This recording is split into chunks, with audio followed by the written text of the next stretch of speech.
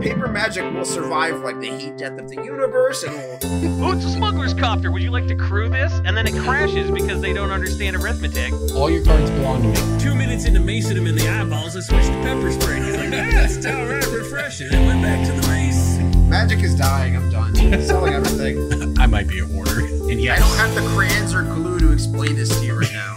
What, are you gonna die twice? Oil will be worthless before magic cards will. Well, okay, Dr. Man. That's Mr. Dr. Professor Jason. Hello, everybody, and welcome back to Brainstorm Brewery. I'm Corbin Hostler, joined as always by my co-hosts Jason Alt and DJ Johnson. And students, I have to let you know, in just a few weeks, class will be in session at the prestigious Strixhaven School of Mages. And we're so glad you've chosen to begin your mystical studies with us. You represent the best and the brightest the multiverse has to offer, and we represent all the knowledge one could possibly hope to learn as blossoming mage practicing your magecraft. The first thing you need to learn? Converted mana cost is dead, folks. Long live mana value. I'm a man of value. How you guys feel about this? As a man of value, I value man of value. Yeah, I can't wait to hear that pun for the rest of my life. Corbin's gonna be like walking through his LGS, and by walking I mean with a walker. He's going to be using a walker to walk through his LGS, and he's going to like put his little megaphone thing up to his ear, and he's gonna hear some of the youngsters at the table with their hats backwards, and then he's gonna hear, yeah, it was a pretty PogChamp game. I tuned the mana value of my tiniest leader's deck to around 1.25. My Spellzingers are going to take over the mana tower pretty quickly before my opponent can shift the Conquerors from the Crystal Zone. And then Corbin's going to have a heart attack and die. I mean, yeah, if someone's going to say, they're going to read their card out, and they're going to say shuffle, and I'm going to say, shuffle what? And then you're going to shuffle out of the LGS and your slippers and your walker because you're old. I'll be honest, I don't think I'm a walker kind of guy. I'll go straight for the powered wheelchair. I don't have that much pride. I'm all about the convenience. So if Corbin it's down to using a walker, long enough to become enfeebled.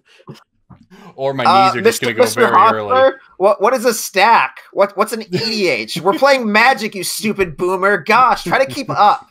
Corbin's going to be using the walker just because he got in a car wreck today, and he's going to like have to pretend that he was hurt worse than he was. But he's like, the insurance adjuster is going to follow him around forever, so he's going to have to pretend to be super hurt. I was in a car accident. I am as okay as one can be. I am in actually a fair bit of pain, but we're here. We're ready to podcast. We're going to talk about, I guess, the beginnings of Strixhaven spoilers. We've got some From the Vault emails tonight and all of your favorite segments. So with that said, there are 5 schools in Strixhaven. They, I don't know. It looks like we're getting Ravnica guilds essentially. These seem to be the color pairs here? It's the 5 enemy colors. The 5 enemy color pairs. Mm-hmm. Mm-hmm. So we've got a cycle of commands, and I'll be honest, they all look like, you know, what you come to expect from commands. Honestly, I don't see any of them that stand out to me as particularly relevant thus far. I mean, every time they make a command or a charm, they just do like the look at me, I'm the DCI with Mark Board. They just pick a yeah, pretty much. Effects. In 5 life, deal 3 damage, draw, and then discard. And they just like grab a hat and just pull out some. Half of this card is red, therefore it's eligible for deal 5 damage. They've got to figure out something to do with Golgari that is not. I mean, look, we just came off a couple years ago, another round of Ravnica, another Golgari green-black combination, doing green-black things. And here we are going to Strixhaven, chance to do something all new, and it's Witherbloom. And it does graveyard things. Yeah, but here's the deal. Morrow said that it wouldn't be based on what you expect. He said it's going to be based on the struggle between the 2 colors, like the differences between the 2 colors. It's not going to be like typical Golgari. It's going to be like how green conflicts with black. Conflicts. It is conflicts, but I understand if it's a noun, you put the emphasis on the first part, and if it's a verb, you put it on the second part. Everybody knows that, but yeah, it's the. I can't tell if you're bullshitting me right now. No, that's true. Sounds like that sounds like a Silver Quill thing, Jason. That's a Silver Quill thing. It's actually so old and well known. It's what's the Hufflepuff? Oh, Lore Haven. Yeah, well, that's what I was going to say. Are you ready for a billion? Lorthos? Whatever house that is with it. Yeah. There's the elephant that I've nicknamed What house are you Hufflepuff quizzes. Yeah, I can't wait to every 5 seconds figure out what house I am. The Boros one does Boros things. Not Quandrix. Is it die? Things? Yeah. Well, I can't wait to see our Uro of Quandrix here. But anyways, I mean, whatever. This is nothing to say about the set. We'll see how the set goes. Can we talk a little bit about Loros? Because I think Loros might actually be not that boring. If you look at the command, which is all we have to go on right now, you know, you're creating a spirit creature token, which is not really a red-white thing per se. It's a thing, like, I guess you have, like, Outlaws Merriment or whatever, but it doesn't seem 100% combat focused. You make a token, or your creatures get indestructible and haste. Okay, great. Or you Lightning Helix. Yeah. Or you Oblation. So it's all stuff you could do before, but it just, I don't know. It wasn't like your creatures get double strike or they get, I don't know. It's as far as commands go, and you're talking about red-white, it's something. Although I do think it's interesting, you know, Rosewater says it's going to be about the conflict, and then they literally just put a Lightning Helix on the card. But hey, Lightning Helix is sweet. Lightning Helix is the conflict between red and white. But, like, clearly it's not about the conflict, because if it were about the conflict, red would deal the damage and then white would gain the life, and you would just, like, net 0 damage. It's like, take 3 damage, gain 3 life. You did it. Right. Well, the other thing to talk about here, and you all might have seen the really neat looking cards here, the Mystical Archive. You get 1 copy of one of these cards in each draft booster and set booster, and at least 3 in each collector booster. So they look cool. There seem to be good cards in this. We've seen 3 in every collector booster pack, or 3 in every collector booster box. Pack, I believe. Let's see here. They're overprinting them to death.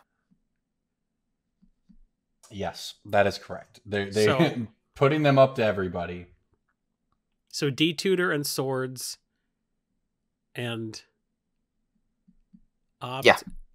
Yeah, so thus far we've seen Demonic Tutor, Opt, Swords to Plowshares. That's another version. I mean, there's also these. There's other the English versions, and Japanese version. Yeah, both. Yeah. So it's pretty cool stuff, honestly. I mean, DJ's right; they are printing these to death. But hey, maybe Demonic Tutor will come down in price, and hey, Opt was getting pretty. It's the same problem as like what we've always been saying, where like Wizards doesn't know how to do something super rare. Well, no, that's not true. They knew. I can say past tense. They knew or maybe stumbled on how to do it correctly at one point with Zendikar, Battle for Zendikar and Kaladesh, and then they got mind wiped, and now they're just like, oh, the masterpieces are everywhere. There's so like. Pokemon and Yu-Gi-Oh! Like, even Yu-Gi-Oh! Does this better, where, like, they'll print something extremely, extremely rare, and then, sure, they'll make it a common in 6 months later, but, like, at least they know how to, like, generate that much hype for something. Like, Pokemon does it so cool with the Fat Pikachu and the Charizards, and there's always, like, one $600 card you can open from a Pokemon set, and then send it off to BGS to get it graded. Happy Meal, right? Yeah, exactly. And like, somebody's going to open up this Demonic Tutor at their imaginary GP that they're playing, right. And they're going to bring it up to this imaginary vendor, and Imaginary Me is going to like offer them a $3 bill for it because this is Imaginary World, and then they're going to get sad. But like, DJ, I hope you offer me a $3 bill sometime. It's either worth nothing or worth a lot. It's imaginary. He said $3. It was Imaginary World. I was right there with him. I understood. So good also, point. Can we like when back at GPs, we would give out $2 bills like as change at our booth, and you have no idea the number of people who would just be like bewildered by those. They're like, "Whoa, a $2 bill! These are super rare." I don't know why they have that accent, but they're like from Jersey, clearly, yeah. And then I'd be like, "Yes, you can get them at a bank." I've never seen that much money in my whole life together in one bill. I've seen more than that. and less, but never that much money in a single bill, except in Canada. I mean, hey, a $2 bill was really cool when I was a kid. You get one, you put it in an envelope, you keep it in your room. I don't know why anybody cared. They're right. You can get them at a bank. I was just like, yeah, they're more efficient to give out as change. Like, I don't want to grab 4 1s. I'd rather grab 2 2s. And they're like, yeah, I mean, I'm going to keep this for, this is my good luck charm, whoever.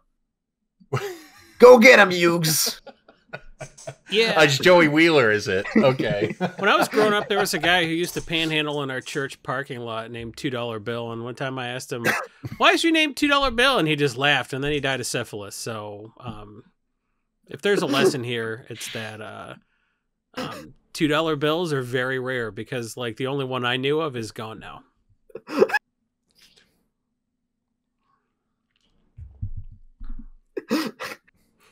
Rest in peace, $2 bill. Condolences. Thoughts and prayers. All right, well... when I die, don't bury me. Just slide me into a vending machine. That's all we know about Strixhaven. I'm sure we'll talk about it more. I mean, hey, look, bill is the name of the sliver quill dragon. Okay, so we know some more about Strixhaven. We know that we're getting an EDH deck. Probably from each house, and it's probably going to be based on either like the house leader, or people are speculating, and like all the lore people are like, I bet it's the dragon that gave the house its namesake. But like, are the dragons still around? And if not, how are they going to be an EDH deck? So I don't know. So it's probably either the dragon or like the person who is like most prominently featured in the art, or both. So I don't know. I would say some of these dragons did worse in the naming game, because the houses are named after the dragons, right? I guess. I believe so. Prismari is a dragon name. Like, yeah. Witherbloom is kind of a Lorehold? Lorehold? We'll see. It should be an interesting set, though. It's certainly it's I'm never going to complain about having more commands. They're always fun. And hey, if they're putting masterpieces or whatever we want to call them, showcase cards, and just putting them out there, at least they're doing it with some in-demand cards. You know, maybe not so much Opt, but hey, Swords of Plowshares and Demonic Tutor is a very good start. So I like how I was updating a commander deck and trying to determine my most recent deck. And I was using Architect, and this is through no fault of their own, but Architect defaults to bringing up the most recent printing of a card when you search for a card. And so, like, I was looking for cards to add to this deck, and then immediately it pulls up, like, that new Swords of Plowshares and that new Demonic Tutor and, like, the crazy anime, like, old-style paint frame in Japanese, and I was like, if I was a new player, I would have no idea what's going on right now. Oh, what's the blue mythic that has the land on the back from Zendikar Rising? It brings up the art card in Architect every single time. Like, the signed art cards. I'm just looking through my deck, and there's just, like, just the art instead of, like, a DFC, and I'm like, what is this? What is this program? Yeah, like, it's no fault of theirs. I mean, for that one it is. For that one it absolutely is. But, like, pulling up the Japanese Demonic Tutor and Path to Exile or whatever, it's just like, if I was a new player and I was like, what should I add to my black-white deck? And it's like, it's just like the opening credits to an anime, and I'm like, okay. Well, I guess I'll add it. To EDH Rec about that. It's like, we scrape Architect who scrape Scryfall. I don't know what you want us to do. But then again, somebody like clicked on a TCG player link on ours, and like they didn't get the card, so they sent us an email. It's like, I'm never buying from you again. And we're like, well, speaking of cards that you can buy, it's Breaking Bulk time. Breaking Bulk time. Breaking Bulk time. Break. Oh yeah, Breaking Bulk. There's so much good stuff. It's a pick. Breaking Bulk. The end. Or sell, I guess. It'd be more selling in this case. You can buy them or sell them. They're multifunctional. They are. I've got a pretty decent one here, I think. It's been reprinted 4 times. Most recently. So 5 printings? No. Then it's been reprinted 3 times. You have that correct. It has been reprinted 3 times. It also got downshifted from rare in its first 2 printings to uncommon in its second two printings. It is a green rare in Shards of Alara and a green uncommon. It's the Jumpstart thing. It's the Hydra. It is. DJ was on top of it. It's X and Hydra's good enough. Put counters on it, right? Like I don't know the name of it. Yeah. It's Feral Hydra. It is yeah. X and a green. It enters battlefield with X 1/1 counters on it. 3 mana. Put a counter on it. Any player may activate this ability. That was great. So yeah, it's just it was.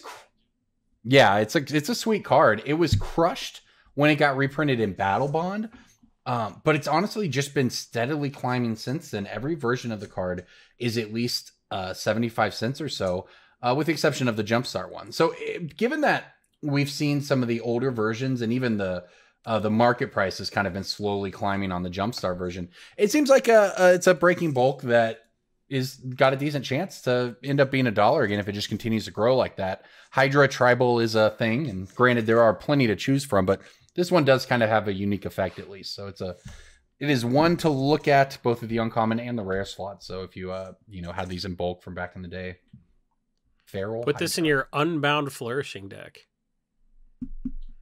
Well, that's complete banana pants. I would not have expected that to be worth more than like absolutely nothing. Yeah, especially after it got reprinted in Battle Bond and was, actual 10 cents or whatever. But now well, I mean, there's no Jumpstart supply, so like that probably didn't make a big difference. Yeah, you were talking before the cast about people forgetting about Commander's Legends. I think Jumpstart is the one that people are really going to forget. Not Jumpstart. Commander Legends is like Time Spiral, in that like I'm going to find cards sifting through it 5 years from now and be like, I had no idea this card existed. Yes. I still flip through Time Spiral bulk and I'm like, what is this? Like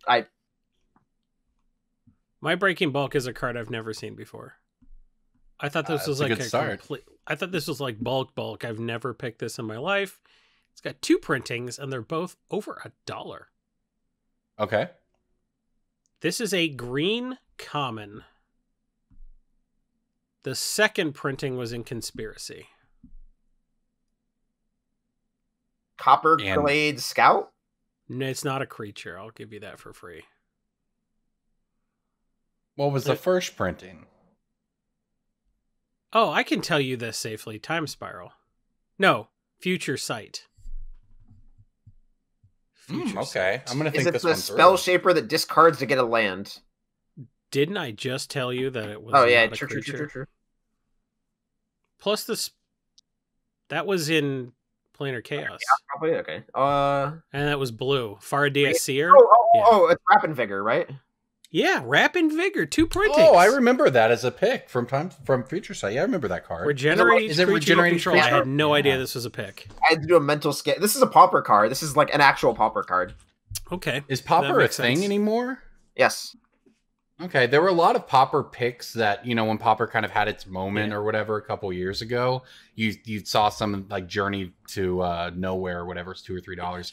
A lot of those cards that were sort of borderline Pauper picks have really died down, but Rapid Vigor is a sweet one. A lot of paper Pauper picks popped when Pauper paper people were picking paper Pauper picks, and now they've sort of pooped out, They petered out a bit. Paper Paupers petered out a bit because of the pandemic, probably. DJ, rescue him, please. Magic Origins White Rare, go. Origins White. Is it Rare. Vryn Wingmare? No, because that got downshifted. Is it the Angel? No, that's a mythic. Oh. Archangel of Tides is a mythic. I don't know if that's what. That's a good card. Archangel of Tides is a mythic. Okay. I would never thought that was bulk, so no. I'm just honestly trying to remember what other white rares are in that. I'm trust Origins is one that it had Renown. Okay, I'm working my way there. I don't know if I'll get a card out of this. It did not have Renown. It is not a creature.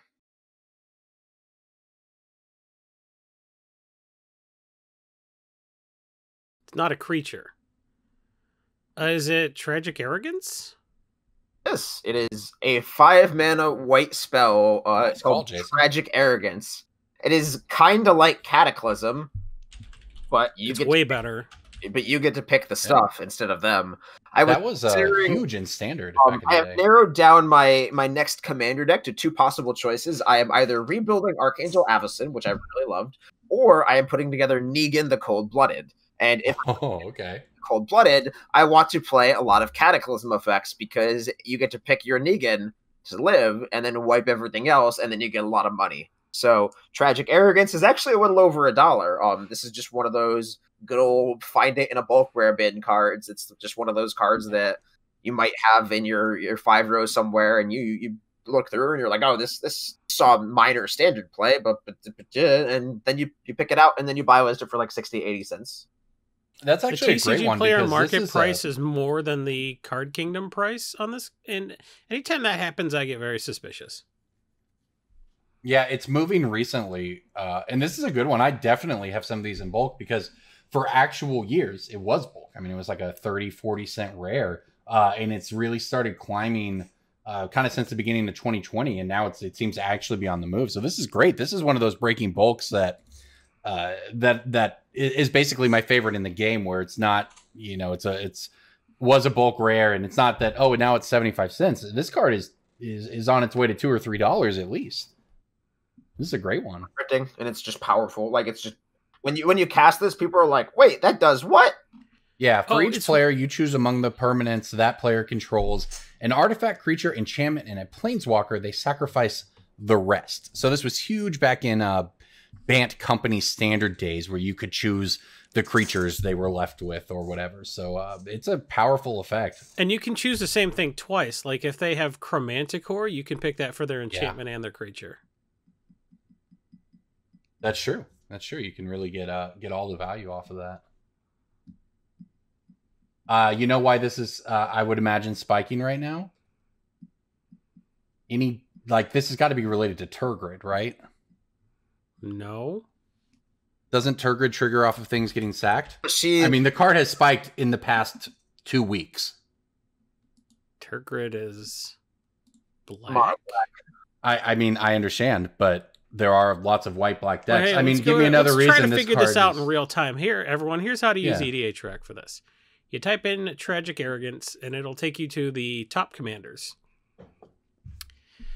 Top commanders are Noyan Dar, Negan the Cold-Blooded, Esmira, Holy Avenger, Selenia Dark Angel, Kithion, Rian Angel of Rebirth, Hektos, Alenda the Dusk Grows, and Bruno Light of Alabaster. It doesn't appear that anything approaching the amount of new play it would need to be popping as a result of EDH inclusion.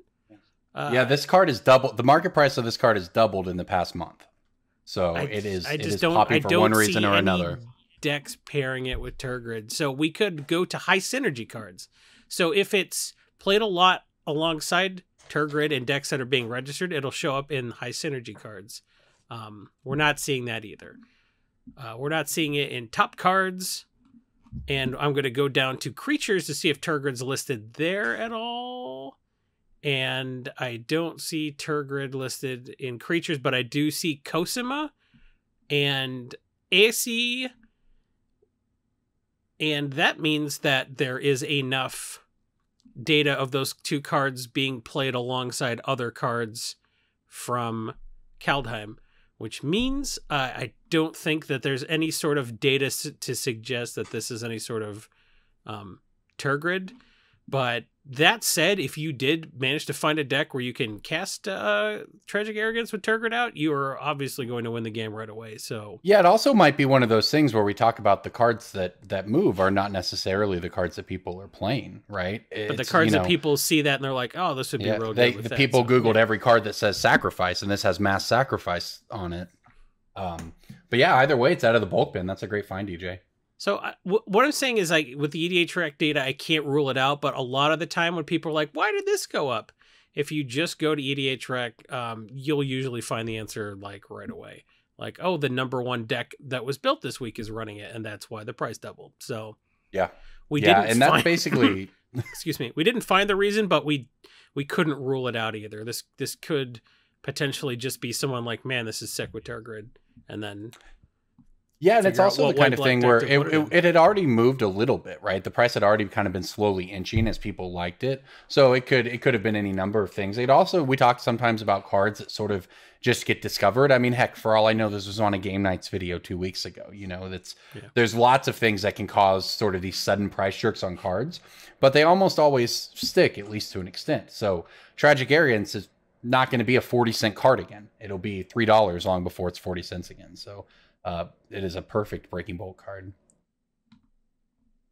I'm good at the video game. This is why it's my favorite segment, because you just always, it's one of the rare times that we can really kind of do sort of like a deep dive like we just did there to sort of figure out a price movement and sort of go beyond the graph. But hey, maybe that's actually a segment we should implement in the future. Don't bring more alliteration into this. Alliteration is my weakness. That's my kink. Don't shame me. Speaking of EDH rec data, I wanted to briefly talk about kind of some of the trends we're seeing with Kalheim stuff. It seems like the most popular commanders are sort of shaking out, and it's not quite going the way everyone expected. Well, I would have expected Turgid to be number 1 just on how powerful it is. Where is it actually Turgid's falling? Number 2, and I think it's going to fall as people kind of be like, oh, nobody really likes. No one likes that. Deck. Yeah. Essica has moved up 5 spots to number 1. Magda has fallen 3 spots to number 4.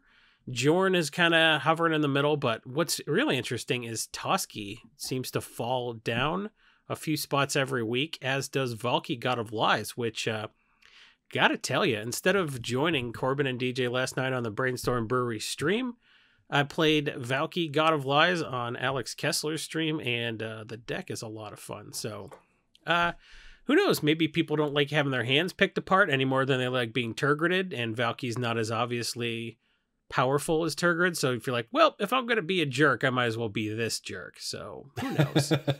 What I do know is that Essica, God of the Tree, is number 1 with a bullet for the commanders, and the World Tree is number 1 with a bullet for in the set when you sort by percent inclusion. 50% of all of the 5-color decks that have been made since Kaldheim was legal, of 1 and 2 contain the World Tree. Because you don't need to have gods or anything.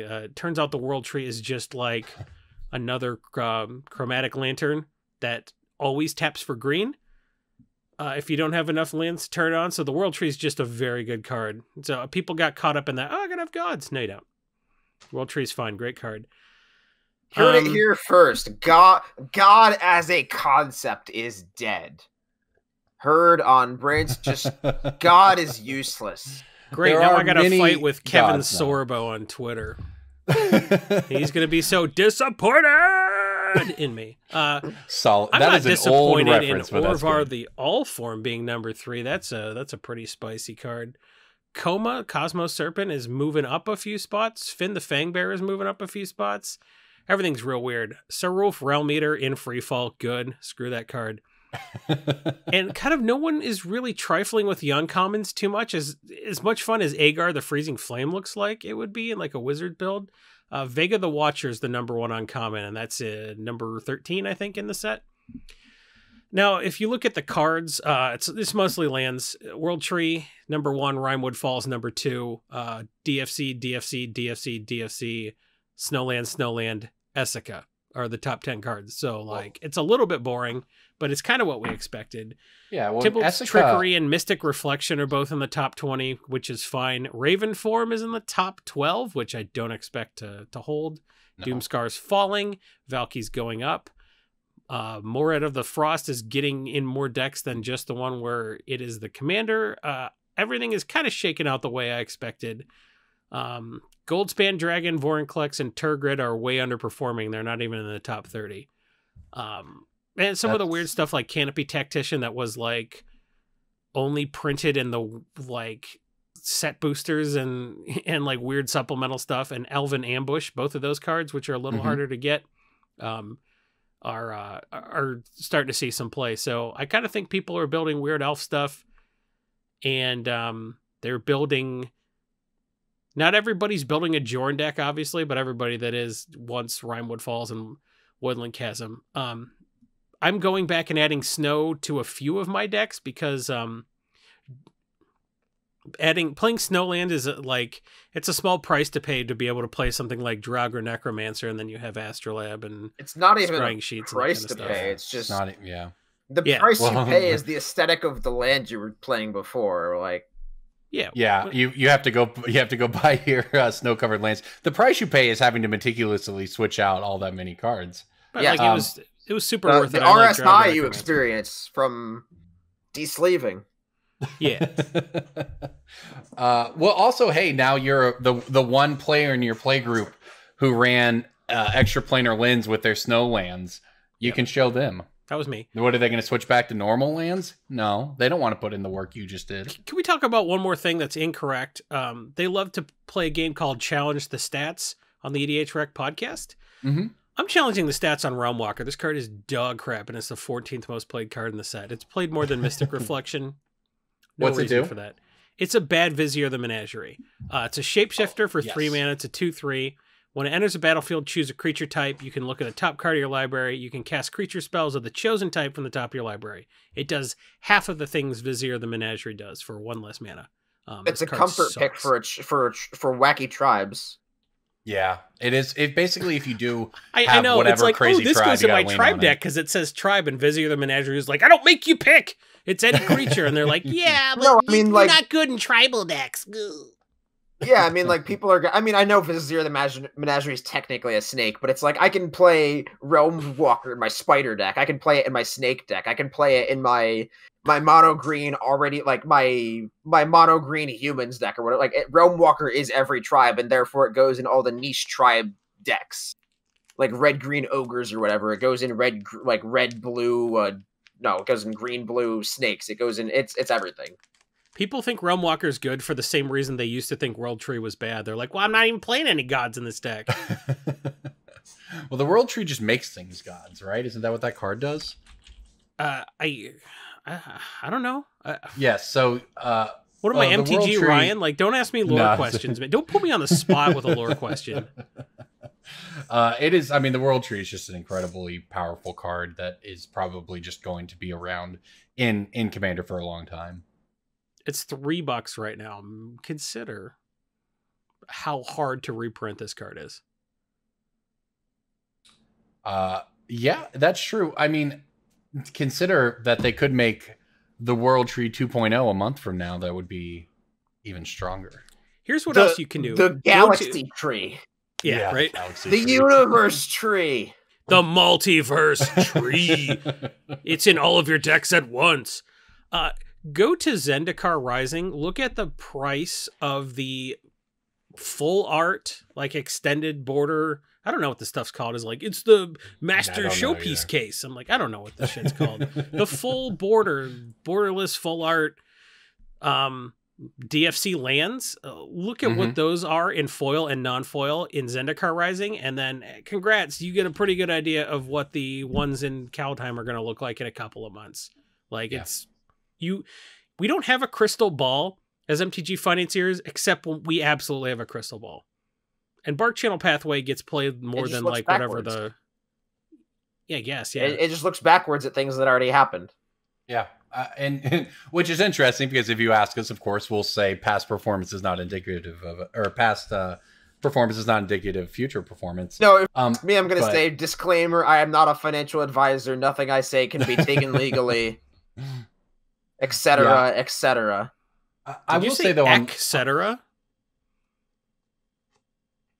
How's that abbreviated? Yeah, ECTC? I confirmed that I said etc. I look at something like Zendikar Rising onto Inversion. I would have expected the full art DFC lands from Zendikar Rising to honestly be worth a lot more than they are. You're the one who crapped on them. What do you mean? When they came out, you're like, "Oh, these are garbage. I hate these." JJ, play the clip. Play the clip where I shit on the lands? Yes. DJ's not going to go listen to like 10 episodes to find it. Yeah, I was definitely talking about the actual dual lands. I, in fact, very clearly said I like it more as a mechanic than I do as a dual land. It doesn't matter what we like. Onto right? inversion, like, not the blue. It doesn't matter that Corbin said they weren't good. What if they aren't good? It doesn't matter. What matters is that they're played a lot. Like they don't have to be good. And yet worth Raven no money, form though. is That's dog the point. shit, and it's the 12th most played card in the set so far. And you know what? Yeah, we could say all we want. It's like, Raven Realm Walker's bad, but like when that's a $7 card in a couple of years because like people are like, oh, it goes in a tribal deck because it says the word tribal on it or whatever, even though like it's just a narrower version of a card no one's playing. It doesn't matter. If people haven't figured out that it's bad, then it's going to be worth money. So like, well, what's interesting to me is that just let go of how you actually think the card is played. I don't know. Who cares, man?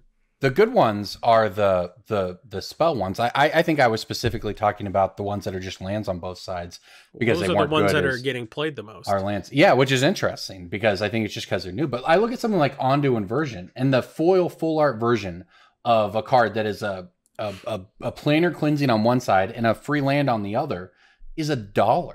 It's just wild to me, you know. Then you look at something like Bala Ged Recovery, and it looks much better. So it is interesting what people have kind of latched onto and not latched onto out of some of the last few sets.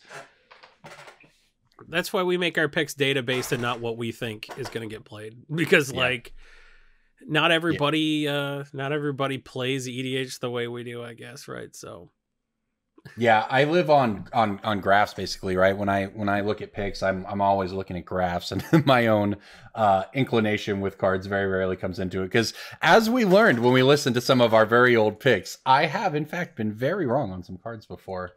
So Corbin, where do you go to look at your graphs? What site do you use to look at those sexy lines on a screen? I understand. You're right. I do love looking at a good graph. And that is why, friends like me, you should go to originalmagicart.store, where you can look at graphs if you can find them. But if you can't, you can look at all the incredible art on the website. You want playmats, you want prints, you want the Foglio portfolio, you want to get in on cards on playmats of new cards. You can help pre-order those and get them as soon as it's available. And that is why we are big fans of the website, use it ourselves. And you can also use the code BrewCrew on checkout, and all of the purchases will go to support both the website and as well as this is one of the reasons why I love it and why I think it's been a game changer in the game. It goes to support the artist directly. And that is something that I think whatever you're into in Magic, you can, even if you don't care much about the art, somebody in your life does. And you can support artists. You're listening to this podcast. You're like, that was a really awkward transition, Corbin. How could you screw that up? But listen. Graphs, graph paper is used to sketch art. Magic cards have art. Illuminati Magic confirmed. cards have art. Original magic art .store. Boom. Nailed it. That's how you do it, everybody. That is what you call a professional pitch, because that's what we do here at Brainstorm Brewery. And you know what else we do? Between these two is magical to watch. The way just DJ set Corbin up and Corbin spiked it. Good job, fellas. That was a great. I'm glad to be part of the Brew Crew with you guys. And if you're part of the Brew Crew too, use the coupon code Brew Crew to save 20% on checkout at originalmagicart.store. We did it. The other thing we do on this podcast, because we are truly professionals, is that we read all emails sent to us in a timely manner. And that is why, everybody, we're bringing back today a segment that is little seen, but always a favorite. It is time for From the Vault emails.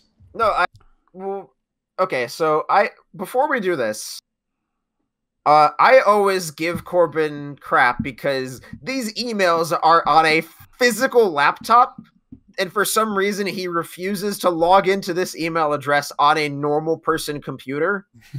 So I want Corbin, because we're on Discord right now, we're on video. I want you to lift up that IBN 5100 from 1985 and show it to the camera. DJ, I'm about to blow your mind. I logged on to the email account online today on my other computer. Oh, now you have no excuse. You're like, I have to use my air-gapped laptop. That was funny. I'll bring it back next week. So the best part about this, though, is these emails we're about to read are from the year 2014. World was a different place then, just a bit. I don't think I was in charge of emails then, but you know what? 2014. How have we been doing this? We're just going to jump into this.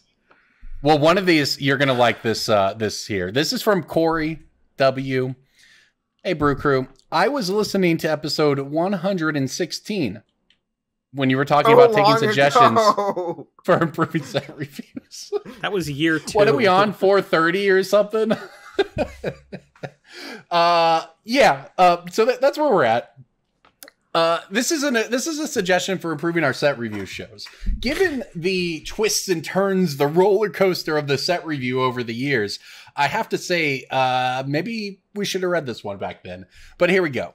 I think you could keep the show more focused and find talking points if you compiled a spreadsheet with each rare and mythic with your short and long-term valuations of each card. Prior to the cache, you can combine the lists and quickly find the cards with the same valuations or gaps. You can then discuss this where you all agreed and see where, sorry, I'm paraphrasing a bit here, and see where you differ.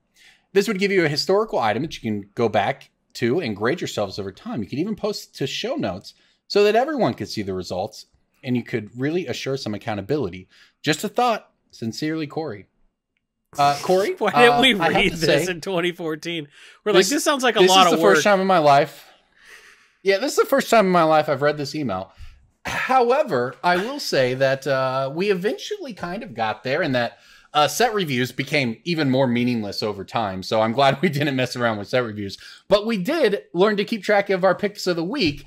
And that includes a spreadsheet that we now have going back years with our weekly picks of the week that we look back on every year and see what you just described, the changes, the where we differ, where we had success, and so on. I think set reviews are honestly kind of a thing of the past in the sense of the prices and it just doesn't work the way it used to. The meta evolves within 24 hours of the cards hitting the street, not 3 weeks. So we're not going to put that just not the same kind of opportunity in the show notes, there. Corey. We're not going to do that. But if you're still listening 7 years after we told you to go F yourself with your advice, you can go to patreon.com/BSB and you can become a patron at the $10 or up level. And you can have access to the spreadsheet where we put our picks of the week and our breakings bulk the second we record the podcast. So you can have it days and days before everyone else who just waits for the podcast to come out live. If you were inclined to get a jump on everybody else, that's the thing you can do. You are paying for early access. But it's not just that. You get all the other perks associated with being a patron at patreon.com/BSB. People at $20 level can have this handsome drinking glass. The dice bag that even I don't have yet. It's very exclusive. We got these food tokens. We got dice. The dice. You heard me make noise with the dice. We're going to do physical bits. We're going to do prop comedy to tell you all the stuff we're getting. So, hey, you can have access to the Discord where you can tell us that we didn't read your email 7 years ago and how profoundly that impacted you as a person. How you're like, I quit my job at the LGS and went to law school, and now you're welcome. Sue old people and get them evicted during a pandemic because you didn't read my email. And we'd be like, that's on us, but thank you for the $20 a month at patreon.com/BSB. That's $4 or $5 an episode, which we use to pay someone to do an okay job editing the podcast. We pay someone to make the thumbnails. We blow it all on perks and like a big party in Indianapolis. And you know what? Some of it goes up our nose in the form of Vicks Vapo Rub. We got tennis playing children organizing our cards. Look, I've lost the thread a little bit, but the point is, over 7 years, we independently came to the conclusion that we're going to half-ass your great advice and just we got there very slowly at our own pace. It took us 320 episodes, but like we agree with you, and we wish we'd read your email all those years ago. And if we'd listened to you, I wouldn't have hated set reviews and gotten drunk, and we would have no Chromanticore rant. So that is true. Want? But on the other hand, Jason, it kind of sounded like we were the villains in the origin story of the supervillain here, right? We didn't read an email, and now they evict old people. We beg people to send us emails, and we don't read them for a decade. So yeah, Corbin, I would say that's literally what Mr. Incredible did to whatever Jason Lee's character was.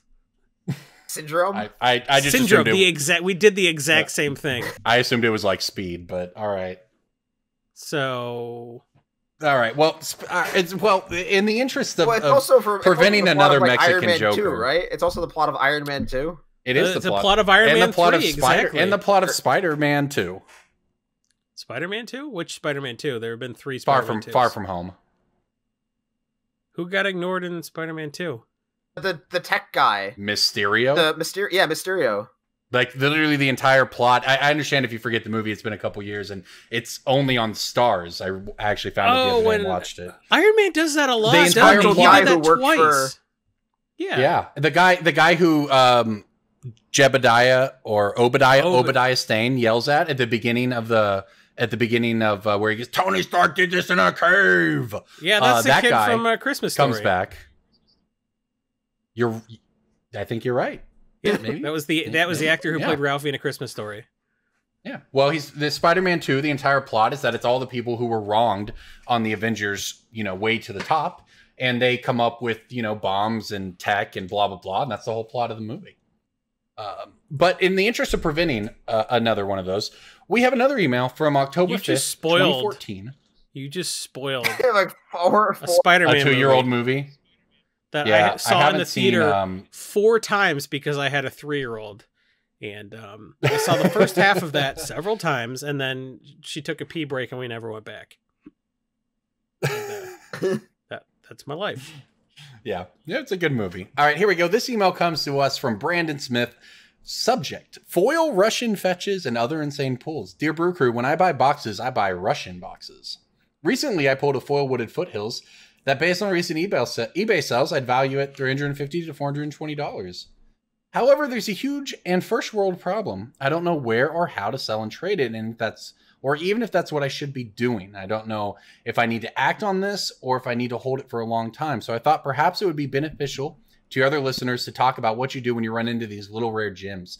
You recently did a Finance 101 segment about foreign cards, and I thought this would be an interesting and informative follow-up to it. These kinds of cards can be real specialty items. Thanks so much, Professor Murder. P.S. Professor long Murder? Email. That's He's what it says. already a supervillain. That's what it says. You right about that. P.S. Anyway, so sorry for the long email, but I really love the show and hope you can answer this question soon, as you are the experts and I am a bit befuddled. I don't know if this is something I need to act on. So those sorry are going for the time-sensitive email. $200 on eBay right now, so this guy lost a lot of value waiting for us to get around to. This guy has got his PhD in murder. Like, imagine what he's doing to hitchhikers right now. Well, I mean, he's also the person who buys Russian boxes. So losing $150 to $200 in equity over 18 years is probably not financially hurting him very much. Well, he's just in a cave. Like, the question. This is not my board. This is my foil. You're like, how many Tony Stark movie references are you guys going to possibly make in a 1-hour podcast? More than you'd think. More than Iron Man think. 2, Yeah. Well, not a great movie. How can you make a bad movie with Sam Rockwell in it? It's almost impossible. It is a pretty bad movie. 7 Psychopaths. Okay, it's very improbable. That is true. Well, let's tackle the question though. If you are just an average player, you're not running a TCG player store, you're not running eBay, but you open up, the most expensive masterpiece or whatever the case may be out of your collector booster, and you want to move this one individual high value card. What do you all think is sort of the best and most accessible way for sort of your average player to move something like that? Is it to trade it into a store and open eBay get or credit? TCG Player Store? You don't even need to open it's an not eBay that hard. store. Just sell it on eBay. Yeah, it's pretty simple, I would say, to sell it on eBay if you want to go that route. You know, follow best practices in terms of putting it in a hard case. If it's over a certain amount, make sure you have tracking, just so you're somewhat covered and so on. But I would also, and we bring this up a fair amount, but Facebook groups are really good for this. There's a high-end Magic Facebook group you might have some success on. Your local groups you could have success on just posting something like that. And also, if you're willing to take trade for that sort of stuff, it obviously opens up a lot of scenarios. I mean, you can go to something like Card Kingdom and you might get a really nice price on a fancy trade-in like that and use that to build a next commander deck. And to a lot of people, that's more valuable maybe than just having the cash and having to build from there. So I would say that the options for that probably haven't changed much in the past 7 years, only the price. The caveat of most stores not accepting non-English cards at buy list. Yeah, that's a good point. I guess I was thinking if you open whatever the fanciest masterpiece is going to be from this next set. Well, and the updated caveat to that is, like, we've always said most stores won't take non-English high-end cards, and now we have, like, anime, like, metal covered demonic tutor that, like, every store will buy. So, like, I don't know. Like, every store will buy the Japanese War of the Spark Liliana foil. So, like, yeah. That's a thing. Yeah, now. I mean, I think your basic whatever, right? Your $5 rare from Kalheim in Japanese is maybe less appealing to a store than, but when we're talking about like the Liliana, I think is a great example. That sort of stuff can be a little trickier to move, but certainly still worth it. God, can we talk about that much. Parallel again for like 2 seconds of how they got it right with that Liliana, and then this demonic tutor is going to be $8 because like they felt the need to put 16 of them in every pack. Like, that Liliana was such a cool thing where like everyone was hunting Japanese War in Spark boxes, trying to open $1,000 Planeswalker drawn by the guy who did Final Fantasy art, and now they're just like, meh, super cool card, meh, $8. I don't know, like that.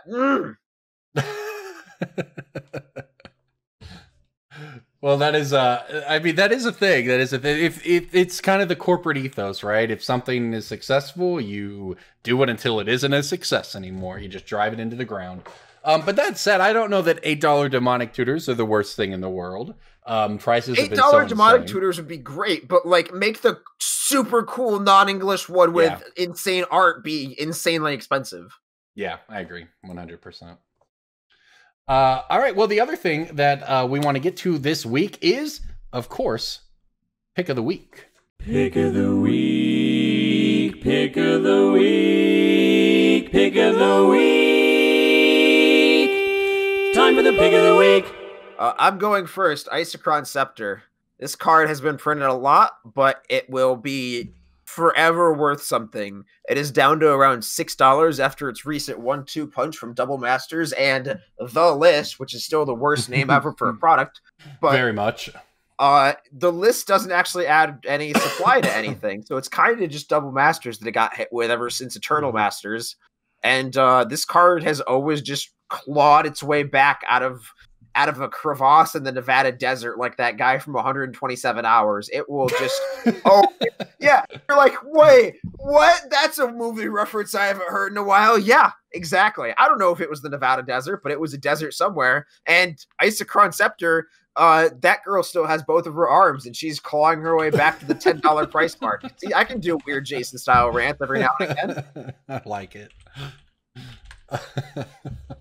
Jason, do you want to counter? Yeah, absolutely. I got a card that was in Commander Legends and has so many different versions that the price is in a crater in the middle of the Nevada desert, like Stu in The Stand when he was walking to Vegas and he fell and broke his leg. Okay, you guys know this The Stand based on Stephen King's remember that. Are we talking? Yeah, we're talking about the mini series, right? That's right. Yeah, just finished up. Good stuff. I remember the miniseries. So, Keeper of the Accord. I kind of like all of the versions, really, except for the non-extended art foil. Right. because the foils are very curly, but the extended arts they're still at least $18. And if you can figure out a way to straighten those, I think MTG Price has a pretty good article about how to use a combination of moisture and pressure to straighten out the foils that are worth it. Anything $20 or more, I think, is worth it. I don't like foils in EDH, but I don't hate the extended art foil of Keeper of the Accord under $20, but the non-foil extended art and regular does give them all to me at its current price. Keeper of the Accord, until they print a better card like they have been, I like Verge Rangers. Oh, I like the whatever that 2/1 bird was. Oh, well, I guess I like Keeper of the Accord now. So I'm sure they'll make it obsolete soon, despite never making a better Smothering Tithe, and I hope they never do. This is a $4 card right now, and that's dumb. Yeah. If you look at the other stuff in the set, Keeper of the Accord is it's underperforming, I think. And the price has been, it peaked at the beginning of the year, and it's actually down from its peak of $7. And now that it's done being opened, this card definitely goes back up. We're seeing the price come down, but we're also seeing the buy list go up. So when buy list price and retail price converge, something has to give. They can't be the same forever. That's right. And when buy list price goes above retail price, that's when you have an opportunity for arbitrage, and that can't hold because eventually whoever's buy listing for more than retail is like, oh, I could just buy these at retail, or maybe I don't need to pay this much. So that doesn't hold. So I think anytime I start to see the buy list price come up to meet the retail price as it's going down, that tells me you don't have very long to buy at the bottom before it goes back up. So I really like Keeper of the Accord at $4. Yeah, absolutely. I'm going to make a speculative pick this week. Ooh. I mean, this is maybe more wishful thinking than anything, so fair warning. But I'm looking at Tireless Tracker. Tireless Tracker, and I'm looking at this in light of the bans last week to every format.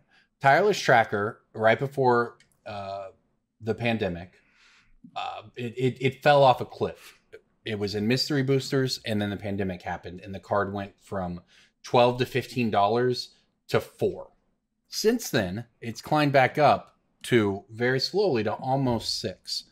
And it just looks to me like a card that, if we start getting if we start getting paper events again in 6 months, even if it's not a year, if you believe in the future of Pioneer as a format at all, Tireless Tracker is very powerful. And hey, I've seen it in Commander. It's not the worst thing. I doubt it's a super popular Commander card, but it is powerful. It is very powerful. And if we think that they're trying to lower the power level back down, I'm just looking at a card that was $12 before a small reprint and then a lack of play, and I just don't see it going lower because it has done nothing but climb since it bottomed out, and it's only gone up, 20%. So this is a card that looks to me that it's probably got some room to grow ahead of it, or at the very least is at its bottom. So if that's it, maybe a card you've forgotten about by now, but I am wishful thinking that Tireless Tracker is going to rebound with competitive formats. It may just be wrong to ever make a pick of the week that isn't strictly Commander based these days, just because that's how Tireless the market works. But so good in Commander,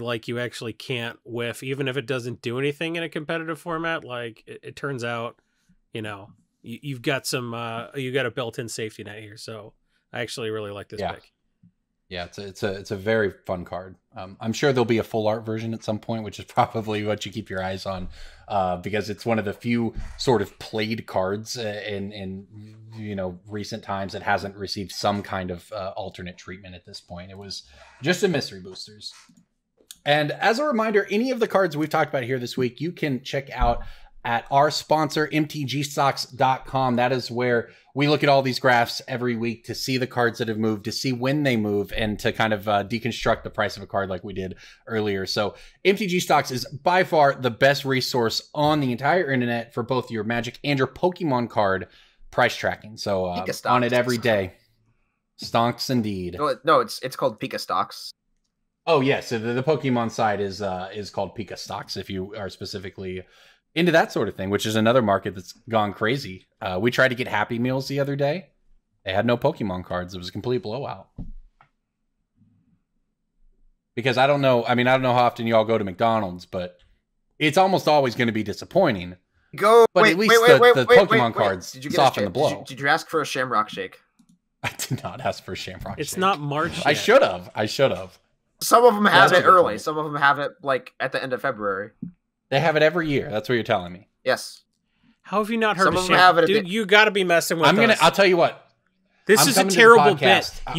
You're like the guy on Reddit who pretended he'd never heard of potatoes, and like you're too deep now to admit you were doing a terrible bit.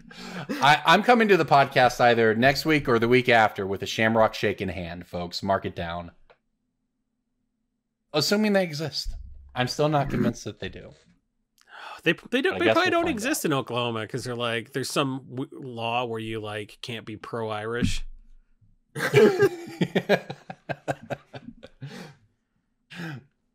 Yeah, I would believe it. Well, everybody, I guess that's a podcast. There's a lot going on over the next couple of weeks. I'm sure we'll see more Strixhaven stuff come out, and we can play What House Are You here on the podcast. Until then, everybody, thank you so much for listening. Please go check out our sponsors, originalmagicart.store and mtgstocks.com. This is Brainstorm Brewery. We'll see you next week.